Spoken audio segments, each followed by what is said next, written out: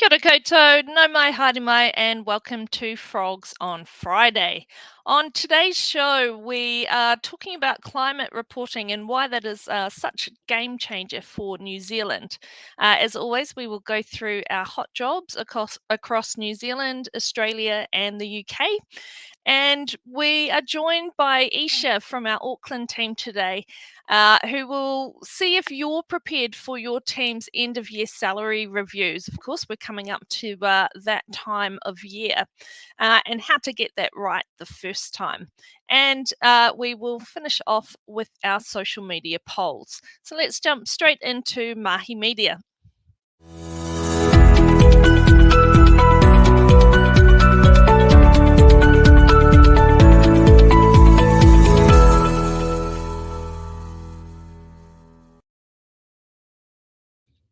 Now, we have been talking about climate change and reporting on that and looking at your carbon footprint a lot this year. And the New Zealand government has recently mandated large financial market participants, so banks, insurers, investment managers, and the likes, as well as listed companies, to disclose their climate-related information. So this initiative really aims to address the lack of climate-related information, particularly in the financial sector, as well as to promote some responsible decision-making and efficient capital allocation for a transition into a sustainable, low-emissions economy, and really to help towards that ultimate goal of achieving net zero carbon emissions by 2050. Now, why is that important for us or to people and businesses outside of the financial sector? Well, I guess it's a real starting point that is likely to flow on into other sectors. So, embracing climate related reporting, I guess, is not just a corporate responsibility, but it can be quite a strategic imperative for organizations, particularly when you look at the need to attract top talent, which of course is still a main challenge for employers, and particularly from that younger generation. So when we've talked about it this year, we've seen that that's an issue and something that our younger generations particularly are prioritising, that sustainability. So climate-related reporting demonstrates a commitment to environmental responsibility, and that in turn can make organisations more attractive to candidates who share those values. Some other benefits from climate reporting, so for the organisation, an enhanced reputation. So leading the way in climate related reporting really showcases businesses as being responsible and forward thinking, so that can appeal to both candidates and clients who may be seeking ethical partners. Mitigating risks. So, reporting helps to identify and address business related risks linked to environmental issues, and increases resilience and reduces potential disruption. So, we've all seen evidence of those disruptions, particularly over the last year or so. And finally, in meeting client expectations. So, I guess by proactively embracing sustainability and climate related reporting, organizations have that chance to stand out in an evolving business landscape that increasingly values environmental responsibility and ethical business practices.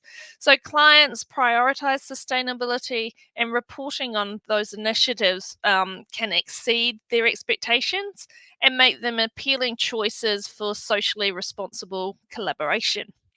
All right, so let's take a look now at some of the hot jobs across New Zealand this week.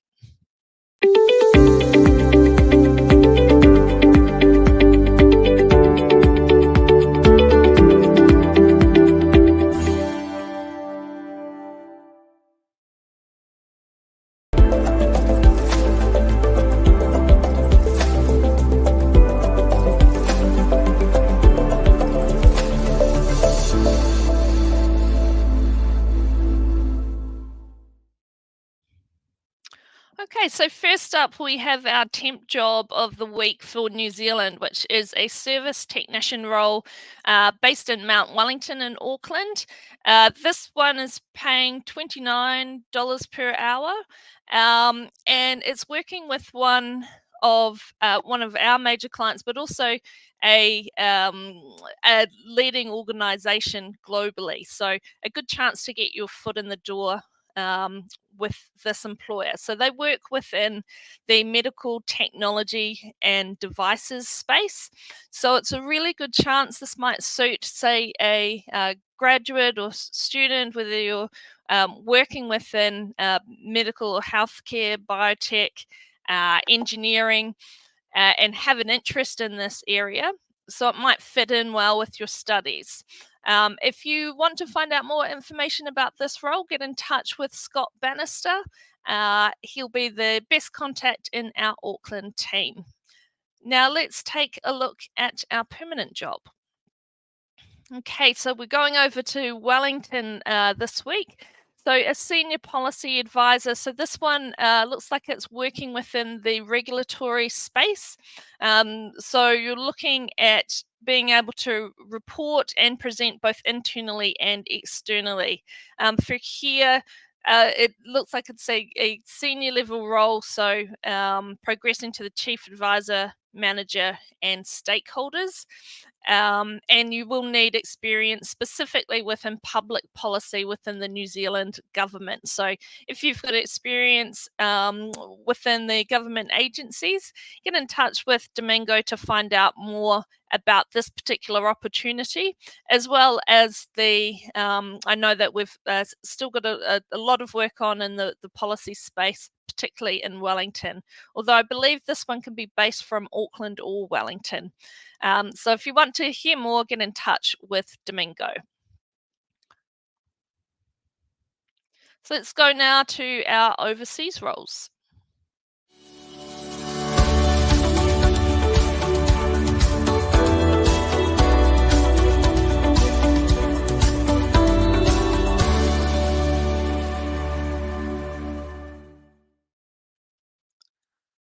Okay, so first up, we are off to Northwest London in the UK. So the perm role there of the week is a project manager. As always, they've got a variety of different positions, both temp contract and permanent, along with the team there in our London office. If you are interested in this particular role, get in touch with Alia, or of course, if you're looking for general advice on how to connect with the team in the UK, get in touch with any of the Frog team and we can point you in the right direction. Now let's go over to have a look at the Australian job of the week.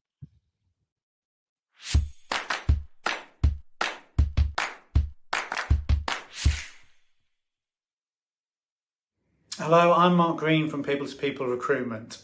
We're currently recruiting a number of long-term temporary warehouse roles across Western Sydney. These roles are working full-time Monday to Friday with the option of working different shifts, so between 7 a.m. to 3 p.m, 10 a.m. to 6 p.m, 11 a.m. to 7 p.m, or 12 p.m. to 8 p.m. They're paying between $29 and $34 an hour, and the roles involve being active in picking and packing high volume orders using RF scanners, unloading and loading goods, stock replenishment and barcoding, processing orders into the system, general warehouse duties, and the use of ERP systems including Oracle, MYB, Excel and Word. To be successful in your application, you must have the following: have full work rights in Australia, must be available to work Monday to Friday, have previous warehouse experience, the ability to work in a fast-paced environment, excellent computer skills using ERP systems, have strong initiative with the ability to work autonomously, and a high level of reliability, accuracy and attention to detail. You also need to be fully vaccinated against COVID-19.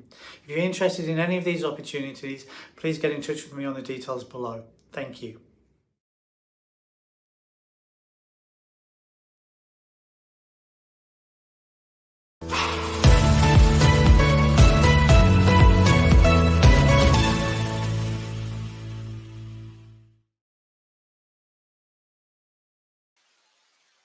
Okay, so I'm joined today by our specialist in HR, Esha.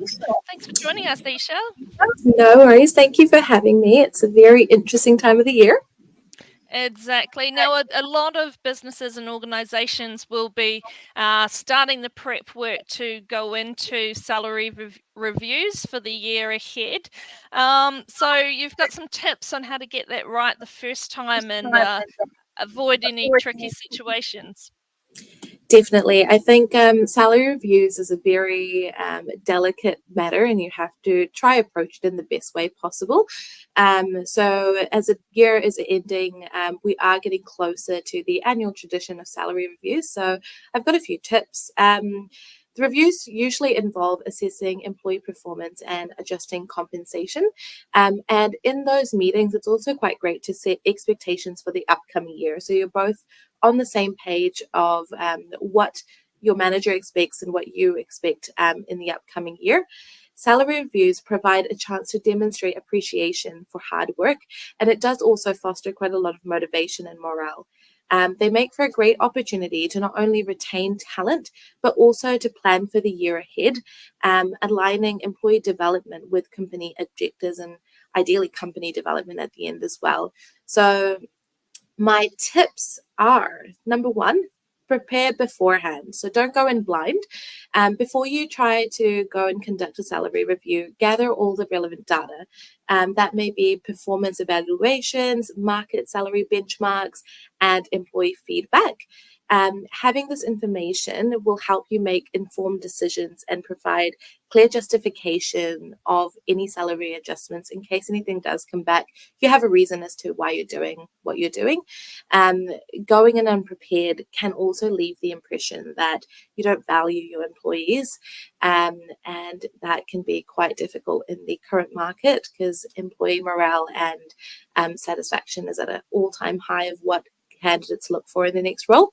The second tip is have open and transparent communication. So given it's a bit of an uncomfortable conversation to have sometimes, communication is key during salary reviews. Schedule one-on-one meetings with employees. If you have a nice balcony like we do some of ours on balconies, or if you have a nice room, get into a private room and discuss their performance goals and compensation. Be open to their feedback and concerns and clearly explain the rationale behind any salary decisions. Having that transparency builds trust.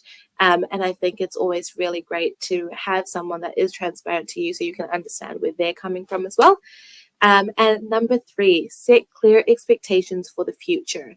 Now, in addition to addressing the past year, it's really great to use salary reviews to set expectations and goals for the next year. Development plans and opportunities for growth are great topics to include in these meetings, just so you both know what you're looking forward for the year, what you're aiming to achieve together. And this will help employees stay. So employees are more likely to stay and perform well when they have a clear path of what their future within the organization looks like. And in our annual market report that we still are bringing out to everyone, we do cover this about progression being one of the most important things to an employee or candidate this year. So definitely make sure to set some expectations and goals for the year ahead. Beautiful. Some excellent tips there for employers. What about on the flip side of that? So we're going to see in the polls whether employees are brave enough to ask the question in the first place this year. So we'll see the results there soon. But what do you have? What tips would you have for employees going into those discussions? I would say do your research. So things like our P2P post, which is a market report, and you can request that online, things like that, or even doing a little seek search for your title, seeing what the banding is, going into that meeting with a clear and realistic benchmark of where you should be sitting. Also look into, this could be a little bit cheeky, but look into your performance for the year. If you've been excelling, that's another selling point of this is what I can do for your company. And go into those meetings. It can be quite a daunting thing to walk into because money, there's cost of living going on at the moment. It's really difficult to just survive. So it can be something you've got quite an emotional tie to, and that's completely understandable. But in that meeting, listen to everything, take the feedback and express your feedback, but also take time to process whatever happens in the meeting as well. Sometimes if it doesn't go to your plan or what you thought would happen, you can start, thinking to make rash decisions and, try to move everything up. But take the time, rethink everything, take a week or two just to simmer over everything you've talked about. Yeah, beautiful. Some excellent tips there. And you can see really that the 3 tips that you gave for employees can be reversed, and it's all about that prep and looking at evidence-based things to be able to justify a decision or to kind of stake your case for any pay rises as well. Definitely. Well, excellent. Thanks for jumping on board today, Esha. Let's go through and have a look at those polls and see what the results were.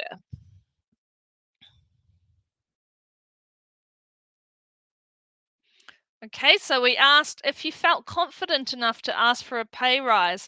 Well, I know that over the years, this is usually quite low. It's, I don't know, talking about money is usually a thing where us Kiwis are a little bit funny about, but we've definitely upped the confidence this year. So 67, 6, oh my goodness. It's Friday, it's nearly the end of the week, I'm getting there. 63% said yes, I deserve it. I'm definitely going to ask the question. Now, I guess on that as well to keep in mind those tips when you enter in those discussions, but I think it's a positive sign that people are more willing to ask the question and enter into a conversation. Okay, let's have a look at the poll for this week. So, do you feel your job responsibilities have increased since your last pay rise? So, if you've had a boost, but you might have been expected to do more as well, which kind of goes along with things. So interesting to see how this comes out. As always, we'd love to hear your comments as well and experiences. So feel free to add your comments to the chats as well. That is it for today's show. We'll see you here same time next week on Friday. Thanks for joining us.